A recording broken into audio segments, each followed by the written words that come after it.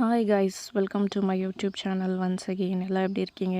இன்றைக்கி நம்ம வீடியோவில் வந்துட்டு ஒரு ரெசிபி, அந்த ரெசிபிக்கு தேவையான ஒரு இன்க்ரீடியன்ட்ஸ் பார்க்கலாம். உப்பு, மிளகா, மாங்காய் இது இருந்தாலே போதும், டேஸ்டியான ஒரு ரெசிபி செய்யலாம்.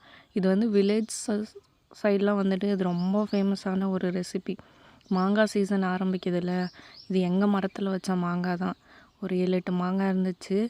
அந்த மாங்காய் பறிச்சிட்டு மதியத்துக்கு ஒரு நல்ல ஒரு ரெசிபி பண்ணி அப்படியே சாப்பிடுவோம் அப்படின்னு சொல்லிட்டு ரெசிபி செஞ்சிட்ருக்கேன். நல்ல ஒரு இடிகள் எடுத்துக்கங்க.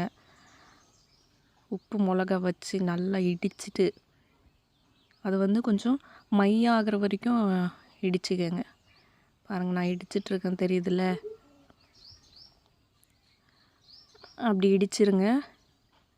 அப்புறமா மாங்காய் வச்சு இடித்து பாருங்கள், அப்படியே பாட்டாக எடுக்கணும்.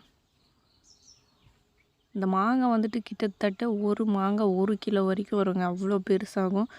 நாங்கள் சரி போதும் இந்த சைஸு நமக்கு அப்படின்னு பறிச்சிட்டோம்.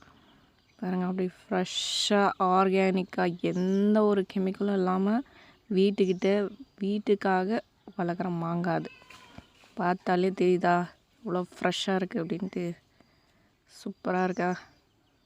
இது வந்து இடிச்சிட்டு நல்லா கீழ்வரகு கஞ்சி இருக்குல்ல, அதை வச்சு தயிர் ஊற்றி நல்லா ஒரு குழப்பி இந்த மாங்காய் இப்படி ஒரு இடித்து சாப்பிட்டா செம்ம டேஸ்ட்டாக இருக்கும் கைஸ்.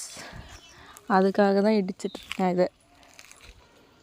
மதியம் டைமாக ஒரு 2:30 இருக்குமா, பசி வேறு எடுத்துச்சா, என்ன சமைச்சு சாப்பிட்றது அப்படின்னு யோசிச்சப்போ மாங்காய் பார்த்தோன்னே நான், என் சிஸ்டர்ஸ், அப்புறம் என்னோடய இன்லாஸ் எல்லாம் சேர்ந்துட்டு இந்த ரெசிபி பண்ணி சாப்பிடுவோம் அப்படின்னு சொல்லிட்டு பண்ணிகிட்ருக்கோம்.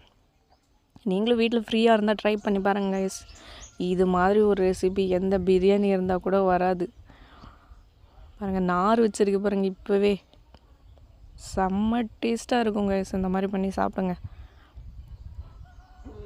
நம்மளே நிறைய வீடியோஸில் பார்த்துருக்கோம் இந்த மாதிரியெல்லாம் செஞ்சு சாப்பிட்றது. டேஸ்டியான ஒரு ரெசிபி பாருங்கள். இந்த உப்பு, அந்த மிளகா அதெல்லாம் கலந்து அப்படி நல்லா ஒரு இடித்து அந்த புளிப்பு அவ்வளோ ஃபீல் ஆகாது கைஸ். அதனால தான் இப்படி இடித்து சாப்பிட்றது. நம்ம கட் பண்ணி சாப்பிட்டோன்னா அந்த புளிப்பு தன்மை அப்படியே ஃபீல் ஆகிட்ருக்கோம். இப்படி இடிச்சிட்டோன்னு வைங்களேன், அந்த புளிப்பு அவ்வளோவா ஃபீல் ஆகாது. பார்க்குறப்போ சாப்பிட்ணுன்னு இருக்கா. அட் லாஸ்ட் பிளேட்டில் எடுத்து வச்சு அம்மா ஒரு நல்ல கஞ்சி போட்டு கொடுத்தாங்க. ஒரு கிளாஸ் கஞ்சி குடித்தோம், ஒரு 2 பீஸ் மாங்காய் சாப்பிட்டோம்.